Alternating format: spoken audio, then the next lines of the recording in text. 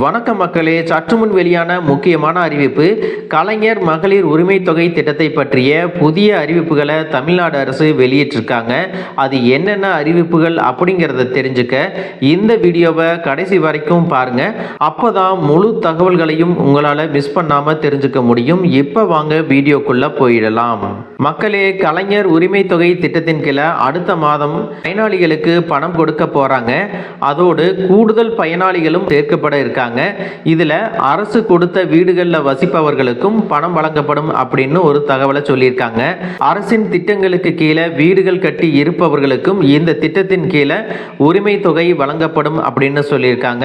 அரசு வீடுகளில் இருப்பவர்கள் அது அரசு ஊழியர்களுக்கான குடியிருப்பாக இல்லாத பட்சத்தில் அவர்களும் இந்த திட்டத்திற்கு விண்ணப்பம் செய்யலாம் அப்படின்னு சொல்லியிருக்காங்க. கலைஞர் மகளிர் உரிமை தொகை திட்டத்தின் விரிவாக்கத்தில் இந்த முறை புதிதாக ரேஷன் கார்டு பெற்றவர்களுக்கும் வாய்ப்பு வழங்கப்படும் அப்படிங்கிற மகிழ்ச்சியான தகவலை வெளியிட்டிருக்காங்க. கடந்த முறை பார்த்தீங்க அப்படின்னா இந்த திட்டத்தின் உருவாக்கத்தின் போது புதிதாக ரேஷன் கார்டு பெற்ற பலருக்கும் இந்த விண்ணப்பங்கள் நிராகரிக்கப்பட்டது. 1000 ரூபாய் பணம் பெறுவதற்காக இவர்கள் புதியதாக ரேஷன் கார்டு பெறுகிறார்கள் அப்படின்னு விண்ணப்பங்கள் நிராகரிக்கப்பட்டதற்கான காரணங்கள் சொன்னாங்க. ஆனால் இந்த முறை புதிதாக ரேஷன் கார்டு பெற்றவர்களுக்கும் வாய்ப்பு கொடுக்கப்படும் அப்படின்னு சொல்லியிருக்காங்க. தமிழ்நாட்டில் பார்த்தீங்கன்னா தற்பொழுது வரை 1,25,00,000 பெண்கள் மகளிர் உரிமை தொகை திட்டத்தில் நேரடியாக பயன்பெற்று வர்றாங்க.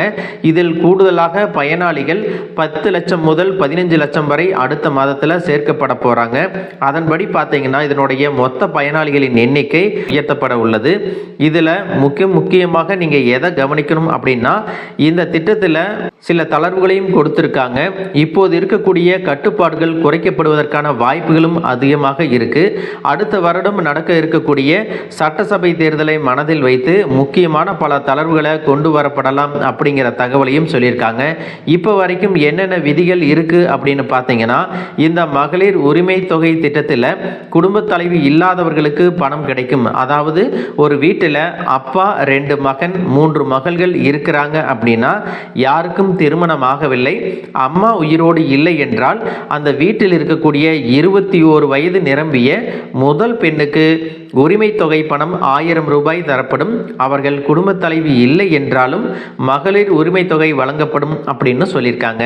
இதற்கு முன்பு விண்ணப்பித்து அந்த விண்ணப்பம் நிராகரிக்கப்பட்டிருந்தால் அந்த விண்ணப்பத்தை மறுபரிசீலனை செய்து அவர்கள் தகுதியானவர்களாக இருந்தால் விண்ணப்பம் ஏற்றுக்கொள்ளப்படும். இதன் மூலம் நிராகரிக்கப்பட்டவர்களுக்கு மீண்டும் வாய்ப்பு வழங்கப்படும் அப்படின்னு சொல்லியிருக்காங்க. அதே போல விவாகரத்து பெற்றவர்களுக்கும் மகளிர் உரிமை தொகை கிடைக்கும். அவர்கள் தனி ரேஷன் கார்டு பெற்றுள்ள நிலையில் கண்டிப்பாக அவர்களுடைய வங்கி கணக்கில் 1000 ரூபாய் வரவு வைக்கப்படும் அப்படிங்கிறதையும் சொல்லியிருக்காங்க.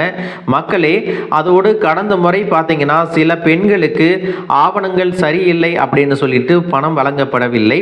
அப்படி இருக்கக்கூடிய பெண்களும் இந்த முறை புதிதாக திருமணமாக்கி குடும்ப தலைவி ஆகி இருக்கக்கூடிய பெண்களும் 1000 ரூபாய் பெறுவதற்கு விண்ணப்பம் செய்யலாம் அப்படின்னு சொல்லியிருக்காங்க. அதோடு இந்த விஷயத்துல நீங்க கவனிக்க வேண்டியது என்ன அப்படின்னு பார்த்தீங்கன்னா, ஒரே வீட்டில் 2 பெண்கள் இருந்தால் அவர்கள் 1000 ரூபாய் பெறுவதற்கு விண்ணப்பிக்கலாமா அப்படிங்கிற கேள்விகளும் நிறையவே வந்துட்டு இருக்கு. உதாரணத்துக்கு, உங்களுடைய வீட்டில் ஒரு பாட்டி இருக்காங்க, அவங்க பென்ஷன் வாங்கிட்டு இருக்காங்க அப்படின்னா மருமகளுக்கு அந்த மகளிர் உரிமை தொகை கிடைக்காமல் போகலாம் அப்படிங்கிற அச்சமும் இருக்கு. இதனால் பலருடைய வீடுகள்லையும் பாட்டிகளினுடைய பெயர்களை ரேஷன் கார்டிலிருந்து நீக்க தொடங்கி இருக்கிறாங்க. ஆனால் உங்கள் வீட்டில் எத்தனை பெண்கள் இருந்தாலும் அரசினுடைய பென்ஷன் வாங்கி கொண்டிருந்தாலும் பிரச்சனை இல்லை. அந்த ரேஷன் கார்டில் குடும்ப தலைவி யாரோ அவர்களுக்கு மகளிர் உரிமை தொகை வழங்க முடியும் அப்படின்னு சொல்லியிருக்காங்க. அப்படி உங்களுடைய வீட்டில் 2 பெண்கள் இருந்து விண்ணப்பிக்கிறாங்க அப்படின்னா அவர்கள் பென்ஷன் வாங்கக்கூடாது. அதாவது குடும்ப தலைவியாக இருப்பவர்கள் பென்ஷன் வாங்கக்கூடாது. அதே போல அவர்களின் கணவர் அரசு வேலை செய்யக்கூடாது. மற்றபடி ஒரே வீட்டில் பல பெண்கள் இருந்தாலும் அவர்கள் பென்ஷன் பெறவில்லை என்றால் மகளிர் உரிமை தொகைக்கு விண்ணப்பிக்கலாம் அப்படிங்கிற தகவலையும் சொல்லியிருக்காங்க. மக்களே, இந்த தகவல் உங்களுக்கு ரொம்பவே பயனுள்ளதாக இருந்திருக்கும் அப்படின்னு நினைக்கிறேன்.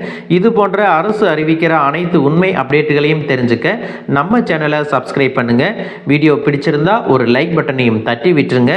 தேங்க்யூ ஃபார் வாட்சிங்.